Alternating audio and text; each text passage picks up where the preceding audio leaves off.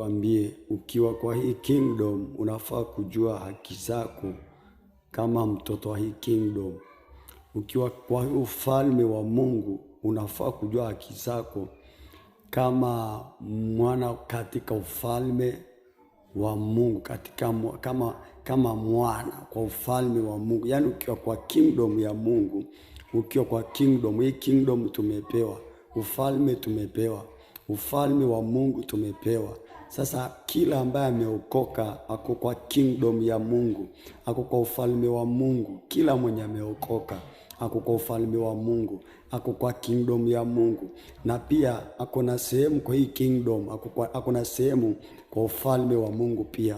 Sasa ukiwa kwa hii ufalme, kwa hii kingdom ya Mungu, basi unafaa kujua haki zako. Unafaa kujua haki zako kama mwana kwa hii kingdom. Haki zako ni gani?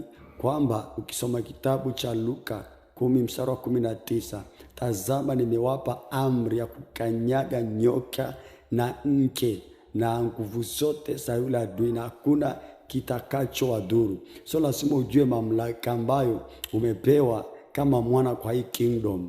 Ukisoma kitabu cha Isaya 54:17, maandiko yanasema kwamba kila silaha itakayofanyika juu yako haitafanikiwa.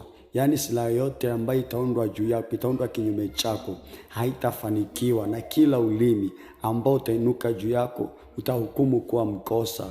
Na anasema huu ni urithi wako kama mtumishi wa Mungu, kama mwenye ndani ya kingdom. Ni urithi wako na haki yako ambayo inatoka kwa Bwana, yeye kama mwana kwa kingdom ya Mungu.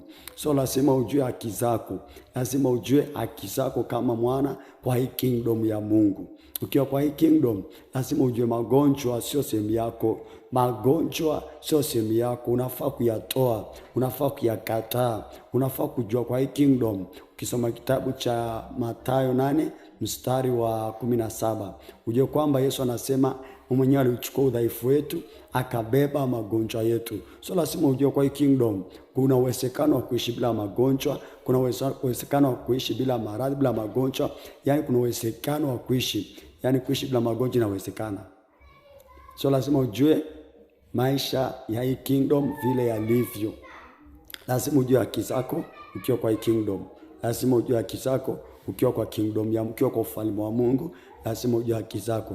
Lazima ujue kwamba Yesu alichukua udhaifu wetu, alichukuliwa kwa ajili yetu, kwa makosa yetu, na Bible inasema kwa kupigwa kwake sisi tumepona. Ukisoma kitabu cha Isaya